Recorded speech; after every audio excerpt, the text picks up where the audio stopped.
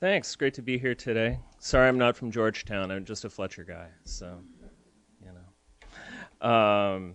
In any case. Right, my topic is soft power with respect to the Obama administration and its impact on counterterrorism. And I think Dr. Pilar made a very good point just before leaving about how we don't really have a good grip on the root causes of terrorism. I mean, presumably the things that we're doing overseas in the war on terrorism, or the contingency operation, or whatever you want to call it, presumably what we're doing is not just stamping out the symptoms, but going for the cause, so that one day this war will be over. But the reason why soft power is important, even though we don't fully understand the root causes, is because hard power clearly isn't the answer to this problem. You can't send an armored division chasing after a terror cell. You know, bombers aren't really effective unless you happen to have the terrorists, you know, in one place where you can find them. That'll take care of one of the symptoms anyway.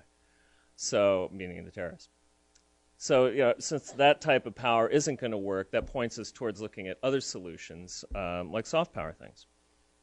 With respect to the Obama administration, what we've seen is a continuation, in some cases, of soft power approaches that were pioneered by the Bush administration. In other cases, they've broken from some of the things the Bush team was doing and pursuing other courses. So I'd like to just mention some of those as I go. For example, a continuing thing, attacking terrorist finances, an important soft power aspect. It's been extremely effective. It was effective before. It still is in terms of interdicting the lifeblood of the terrorists. Unfortunately, it's a very difficult thing to measure because we know how much we can interdict, but we don't know how much is out there because this is all underground money that's traded in diamonds and done on the black market and things like that. So a successful approach, but of indeterminate scale. Another thing, expanding the list of terrorist organizations that the State Department keeps. And it's not just a list to say that we have a list.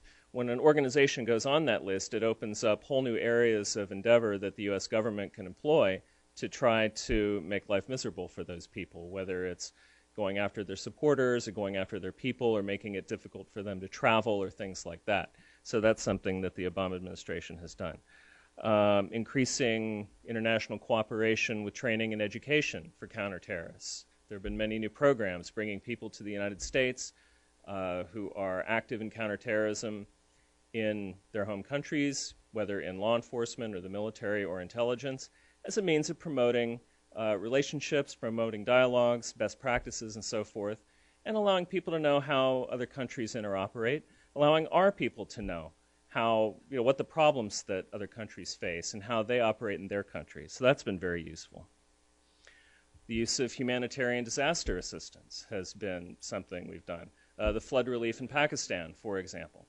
And this is effective, at least in the short term, in improving the image of the United States, wherever this happens to be. Unfortunately, the long-term impact hasn't been as great. Earthquake relief in Pakistan, for example, led to a momentary flowering of a lot of pro-American sentiment, which then, a few months later quickly faded. What have you done for us lately?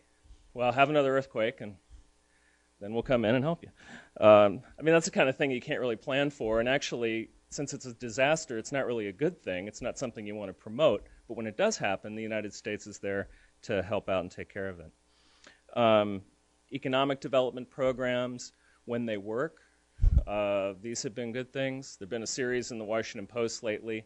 For those of you who are visiting, you might want to check it out, on the failure of some of our development programs in Iraq and Afghanistan, because once we develop them, they're great, and then we hand them over, and then for various reasons, they just collapse. So, they're good while they last, but usually they last only as long as the money lasts, which is usually only as long as the U.S. is there. And there have been other things. One of our questioners mentioned beer and cigarettes, for example. We don't have anything that they want. Well, interesting point, in Al-Anbar province in Iraq, when Al-Qaeda was active there, they banned cigarettes because it was anti-Islamic, according to them. Well, everybody there smokes. So this was big faux pas for Al-Qaeda. It made them a lot of enemies. Well, our guys were out there handing out cigarettes, saying, hey, the terrorists want you not to smoke. We're happy to have you smoke. And so we were using cigarettes as a means of promoting, at least goodwill, if nothing else, promoting smoking, I suppose. But the point is that the sheiks and other people in Al-Anbar, it's a minor thing, but they love their cigarettes. And Al-Qaeda was saying you can't smoke, and we were saying not only can you smoke, we'll give you your smokes. So in that sense, that was the use of cigarettes in a soft power context. Counterterrorism. Interesting. Just thought I'd throw that out there since we were getting into Avatar. Anyway, those are all areas of continuity in which the Obama administration has either continued or expanded things that the Bush administration had been doing. In some ways, though, the Obama administration has broken from practices of the Bush era, mainly trying to improve the image of the United States that was damaged during that period. For example, closing the detainee facility at Guantanamo Bay, or attempting to, I should say. It was a promise that the president made in his first days of office with great fanfare. We're now entering his third year shortly, in a few weeks, with the detainee facility still open. And it has run into various problems. For example, a lot of the detainees that could be released, well, those that would reasonably be able to be released, were already released under the previous administration. The ones that were left were more hardcore cases, and so it's difficult to get rid of them. Other countries were loath to take them. We had various outreach efforts, maybe a prisoner here, a prisoner there, but most countries didn't really see a point in it. Why should they take them?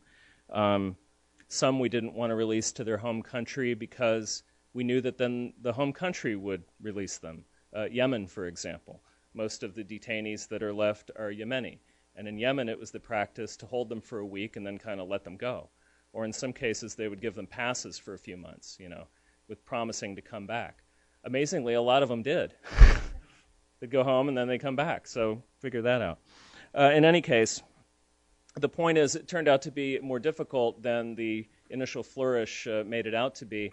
And now we're on the verge of the president signing an executive order in which essentially he's going to admit defeat and say that we can hold on to these people forever. So we'll see how that goes. Then there are things like rendition and secret prisons. You don't really hear the administration talk about those issues, and I don't think you will hear them talk about those issues because, look into it. That's all I'm going to say about that. Another related aspect was changing how terrorists are treated judicially, to try them in U.S. civilian courts. Again, an attempt to try to soften the image of the United States from a country that just seizes people and holds them forever in dark dungeons and they never get their due process, to giving these people some of the rights guaranteed under our Constitution. And again, politics has intervened in this. Places not wanting to have prisoners brought into their jurisdictions. Or in the case of Ahmad Ghalani, who was one of the 1998 embassy bomber suspects. He was charged with 285 counts, tried recently in New York, and acquitted on 284 of those 285 counts. They got him on conspiracy, one count, 1 out of 285. Now again, at least they convicted him, and at least he was given his trial. But politically in this country, it gave a black eye to the effort. It made it look like the Justice Department doesn't know what it's doing, or the administration's policy doesn't make sense, or what if Osama bin Laden was found not guilty because some person who apprehended him didn't advise him of his rights, or something like that. You get these kinds of discussions going on. So that effort needs a bit of fine-tuning as well. A third aspect of this is the administration's outreach to the Muslim world, which was announced last July, I believe it was, in Cairo, in which the president made a major speech talking about areas in which the United States could reach out a hand of friendship and understanding to the Muslim world, areas in which Muslims could better understand the United States. A very good effort, at least initially, to try to reshape views. And in fact, if you look at global public opinion polls, particularly from Muslim-majority states last year, there was a great increase in terms of people's opinion of the United States. It improved significantly.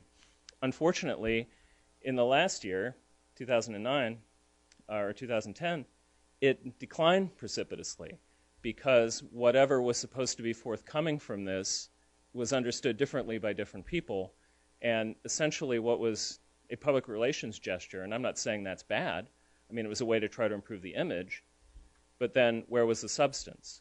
You know, what follows from that? Okay, once we say we're going to try to understand each other, do we in fact understand each other? Or what does the United States have to offer? Or is the U.S. still doing things that offend people in Muslim-majority countries? And in many cases, the answer to that question has been yes. If you look, for example, public opinion in Egypt towards the United States now is about 17% approval, according to the latest Pew survey. It was 22% before President Obama came into office. So it's actually declined from the Bush era. The same in Pakistan. It's gone from 19 to 17. In fact, Pakistan is the country, of all the countries in the world, that has one of the lowest, if not the lowest, opinion of the United States, which is extremely difficult because, number one, we desperately need to work with Pakistan on the war in Afghanistan, also on the war on terrorism generally, and also in our counterproliferation efforts, which are extremely important because of the Pakistan nuclear program. So, you know, all these things together, and then that public opinion number, it just doesn't look good. Another problem that the United States faces in trying to pursue this is a human rights conundrum. Because soft power and public diplomacy and development programs that have been pursued by the United States have generally been linked to, in some way, to promoting a vision of human rights based on the Universal Declaration, the Western liberal tradition, or whatever you want to call it. And that's fine, but it doesn't always sell well in other countries. There's some countries in the world where this vision just is not their vision. And that's hard for Americans to understand because who could be against equal rights? Who could be against free speech? Who could be against the free exercise of religion? Who's against free trade? And on and on. I mean, when you list these things. Well, one person who's against all these things is Osama bin Laden, I know that. If you look at his critique of the United States, his letter to the Americans from November 2002, he goes very succinctly through all of the things that make the United States the worst civilization in the history of man, according to him. Now, obviously, he doesn't speak for the entire Muslim world. In fact, he speaks for a very, very small fraction of it. But that approach towards rights is a common one in that part of the world. There is opposition to freedom of religion. There is opposition to equal rights for women and a variety of other issues that the U.S. takes for granted. So the United States goes naively in sort of saying, hey, look at this great list of things that we have for you, and people in the region go, wow, that's exactly what we don't want. We'll take your money. We'd love that, but you know, the rest of it, why don't you just leave us alone and let us do our thing? So that becomes a problem. And generally speaking, both in the Bush administration and now in the Obama administration, the reaction to that has been kind of to keep quiet about these things. So we have in Pakistan the trial of Asia Bibi for blasphemy, the Christian woman who apparently said something bad about Muhammad when she was fetching water from a well. And you probably know in the news that the governor of Punjab province who had defended her was assassinated. I mean, that's how bad this issue is now. The United States is not really getting into this as much as it might. In Afghanistan, you have a guy named Saeed Musa who converted to Christianity from Islam, which is a capital offense in that country. I mean, he's going to get the death penalty if he's convicted. Again, the United States is kind of soft-pedaling this. It's not the kind of thing that we would like to see. You know, he should have the right to pursue whatever religious identity he wants, but what are you going to do? Create a crisis?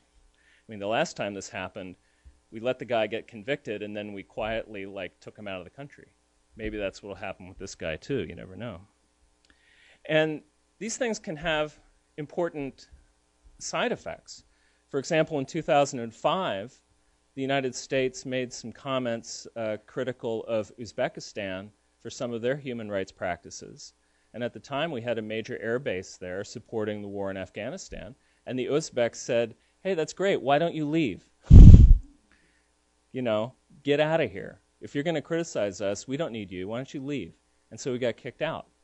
And that hurt our effort in Afghanistan. So we had to move our operations to Kyrgyzstan. So in 2009, when our status of forces agreement was up with the Kyrgyz, they found a similar reason to be affronted by us and invited us to leave. But they were just using it as a negotiating tactic. They just wanted a better deal because they were our last chance, and they knew it. I mean, they had a monopoly. So they just wrapped us around the axle a little bit until they got a better deal out of us, and then they relented and said, okay, you can stay. But it just goes to show how these things can have an impact. Now, the final thing I want to talk about with respect to this is what I would call, or what people in the military euphemistically call the kinetic approach. I'm sure you've heard that expression. You know, kinetic, like zapping people. Not what you would call soft power. It's nothing soft about it. But also lately, it's been one of the most effective means that the Obama administration has pursued counterterrorism.